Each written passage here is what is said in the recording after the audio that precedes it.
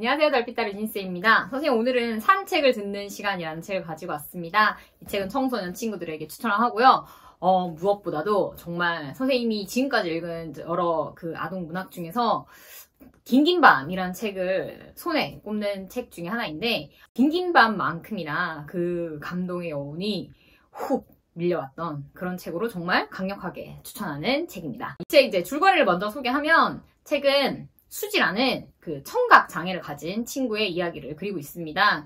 그래서 처음에는 책을 읽으면서 장애에 관한 이야기인가? 그렇게 이제 조금 생각하면서 읽었는데, 나중에 책을 딱 덮고 나니까 이 책은 단순히 그냥 어떤 장애에 관한 이야기가 아니구나 라는 생각이 들었어요. 뭐 그 장애인들을 이해하고 뭐 살자 이런 내용이 아니라, 온전히 한 사람으로서 장애를 갖고 있든 사람이든 뭐 그렇지 않든 그런 건 상관없이 그냥 온전히 어떤 한 사람이 홀로 서는 것이 어떤 것인지에 대해서 알려주는 책이라는 생각이 들었습니다. 그게 이제 수지라는 인물을 통해서 그려지고 있는데, 수지는 어렸을 때부터 이제 아빠는 없는데 할머니, 고모, 엄마와 함께 하숙집에서 살고 있는 친구입니다. 그러니까 엄마가 하숙집을 운영을 하면서 생계를 꾸려가고 있는 거죠. 그 앞에 장면들은 그 드라마 응답하라 1997이라는 장면을 막 떠올리게 했는데요. 수지는 비록 청각 장애가 있었지만 사실 그 어떤 불편함도 갖지 못한 채 어린 시절을 보냅니다. 왜냐하면 그 하숙집 자체가 수지를 위해서 딱 너무 맞게 설계가 되어 있고, 예를 들면 벨소리 같은 것들이 다 이제 전등으로 알려주는 거예요. 신호가 다 있는 거죠. 그러니까 수지는 그런 거에 대해서 전혀 어려움을 모르고 살았고, 또 하숙집에 있는 대학생들이 무엇보다 수지를 참 예뻐하고 귀여워했고 많은 편의를 또 제공을 했던 거예요. 그리고 엄마는 수지에게 따로 수화를 가르치지 않고도 엄마와 수지만의 어떤 그 대화가 있었던 거예요. 그래서 어떻게 보면 수지는 이 하숙집에서 굉장히 귀한 사랑을 받고 자란 존재입니다. 그러면서 또 그 가운데 특수교육을 전공하던 대학생 언니의 어떤 도움으로 구화를 배우게 됩니다. 그러니까 입모양으로 말을 하는 법을 이제 좀 배우게 돼요. 그러다가 이제 수지는 학교 갈 나이가 되어서 이제 그 특수학생들이 있는 학교에 가게 됩니다. 근데 거기에서 이제 수화를 배워야 되는데, 수지에게는 그 엄마가 사용했던 수화가 아닌 일반적인 그 수화를 배우는 게 되게 낯설었던 거예요. 게다가 엄마는 그 수화를 배울 수 있는 기회마저도 그걸 차단시킵니다. 그래서 엄마가 그렇게 했던 데에는 정말 그냥 수지를 일반인처럼 키우고 싶었던 마음이 있었던 거예요. 본격적으로 수화를 배우고 그 속에 속하게 되면 진짜로 뭐라고 해야 되죠? 이제 세상이 말하는 장애인과 비장애인, 그런 부류에 나뉘어서 그 장애인 부류에 속하게 될까봐 엄마는 그것이 두려웠던 것이죠. 하지만 수지는 엄마의 그런 방식들이 마음에 들지 않습니다. 그런데 그렇다고 해서 엄마가 또 가타부타 수지에게 이런 걸 자세하게 얘기하느냐, 또 그런 스타일도 아니에요. 엄마는 굉장히 진짜 수지가 붙여준 별명에 따르면 블랙홀 같은 사람이거든요. 그냥 묵묵히 아무 말 없이 그냥 자기 일을 하는 사람이었던 거예요. 그리고 심지어 수지는 그 누구와도 접촉을 하는 거에 대해서 엄마가 차단을 했기 때문에 다른 사람이 수지를 접촉하면 굉장히 수지는 소름이 끼치는 그런 상태로 자라게 됩니다. 근데 이건 이제 나중에 엄마의 교육법 때문이었던 거죠. 엄마 나름 수지를 보호하기 위한 하나의 장치였던 거죠. 사실 그렇게 튠거 없이 이렇게 지내다가 이제 고등학교가 되어 한민이라는 친구를 만나게 됩니다. 한민은 전생맹이라는 그런 병을 앓고 있는데요. 그거는 이제 색깔이 구분이 안 되는 거예요. 그러니까 한민이 바라보는 세상은 흑백의 세상이죠. 그래서 밤에는 좀 더 선명하게 세상을 볼 수 있는, 그 앞이 전혀 보이지 않는 건 아니지만 항상 반려견인 마르첼로를 데리고 다닙니다. 수지와 한민과 이 마르첼로는 셋이 정말 단짝이 되어서 수지는 정말 행복함을 느끼면서 이제 한민과 그 시간을 쌓아가게 돼요. 근데 이제 수지는 뭔가 한민에게 좀 더 특별한 마음을 가지는 거죠. 아무래도 이성 친구이고 또 자기가 처음 사귄 친구이고 이러다 보니까 뭔가 한민을 좀 더 이해하고 싶고 한민을 좀 더 가까이 하고 싶은데, 한민은 항상 수지에게 이런 식으로 얘기를 하는 거예요. 나는 마르첼로가 좋아하는 건 다 좋아. 근데 수지는 그 말이 별로 마음에 들지 않아요. 왜냐면 자기는 한민을 좋아하는데 한민은 마르첼로가 좋아하는 건 다 좋아. 이렇게 얘기하니까 수지 입장에서 좀 답답한 거죠. 자, 이제 그런 이제 와중에 또 여기서 중요한 인물인 할머니가 등장을 합니다. 자, 할머니는 수지에게 굉장히 큰 영향을 주는 인물 중에 한 명인데요. 굉장히 과묵하고 되게 조용한 엄마와 달리 할머니는 겉으로도 외향으로도 굉장히 화려하고 또 친구도 많고 자기 자신을 위해서 사는 아주 당당한 그런 여성으로 그려집니다.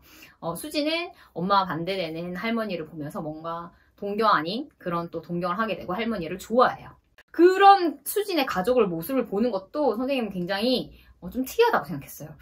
할머니는 사실 일을 하지 않고 엄마가 죽도록 일을 하시고 그리고 할머니는 자신의 몸을 단장히 하고 치장하면서 인생을 행복하게 사는 것 같은데 엄마는 별로 안 그런 것 같고 그 가운데서 수진이 또 거기에 대해서 어떻게 생각을 하는지 참 좀 희한하다 했지만 어쨌든 소설 속에 굉장히 독특한 인물이다 이런 생각을 했는데 할머니가 수지에게 남기는 말들은 굉장히 뼈가 있고 정말 새겨들을 만한 그런 말들이 많습니다.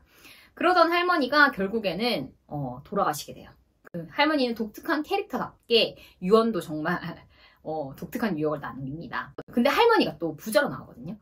그래서 유언에서 자기의 그 유산을 뭐 자식들한테 남겨주겠다 이런 유언을 남기지 않고요. 자기가 다 가져가겠다. 내 입속에다가 딱 문서를 집어넣어라. 이렇게 유언을 남기는데요.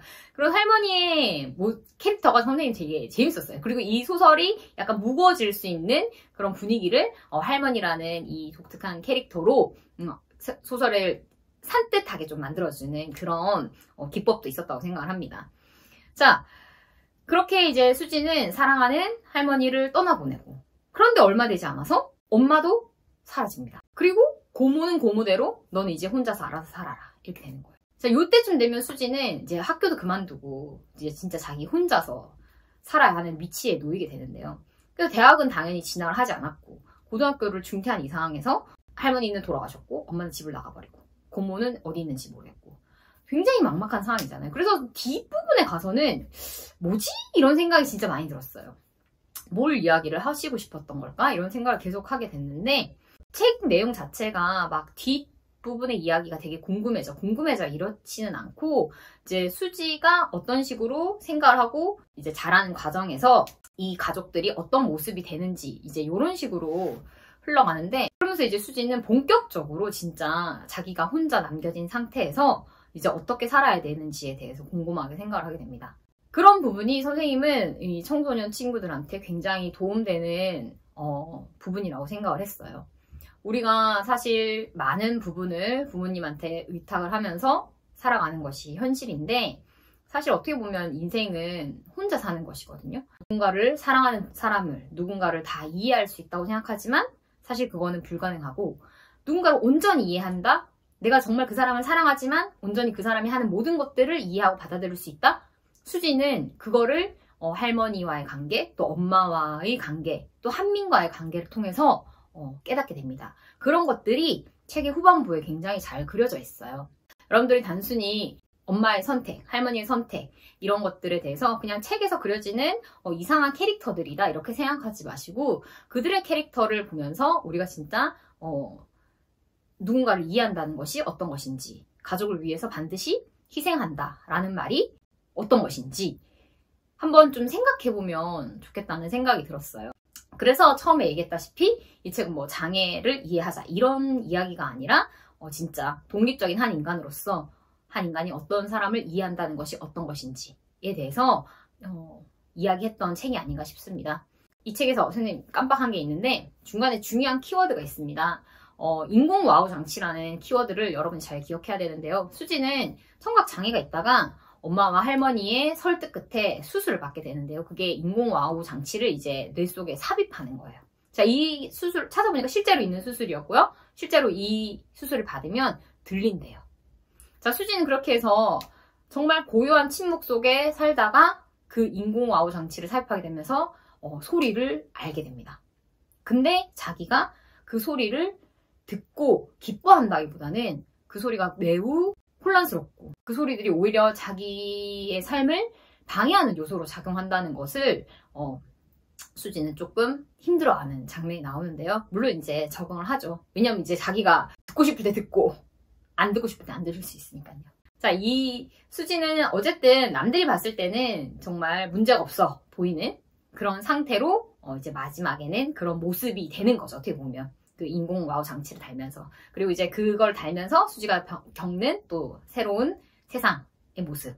이런 부분도 여러분들이 좀 집중해서 보면 좋을 것 같고, 한민이 했던 말, 나는 마르첼로가 좋은 건 다 좋아. 라는 그 말이 어떤 의미인지. 왜냐면 마르첼로는 수지를 굉장히 좋아하거든. 한민이 했던 말은 마르첼로와 같은 그런 순수한 동물들, 그들이 느끼는 거는 뭔가 생각하고 골똘해서 판단하는 게 아니라 정말 그 온전히 순수한 마음을 그대로 내비칠 수 있는 존재들이잖아요. 그들은. 그러니까 순수한 마음으로 온전한 기쁨을 느낄 수 있는 존재가 마르첼로이고, 그것이 너무나 인생에 있어서 중요하다라는 것을 얘기를 하시고 싶었던 것 같아요. 즉, 그러니까 반려견이 중요하다 이게 아니라 그런 온전한 마음, 지금 이 순간 그 충만한 기쁨을 느낀 채 그거를 인지할 수 있는 그런 마음을 갖기가 쉽지 않다는 거를 작가님 말씀하시고 싶었던 거 아닐까 싶습니다.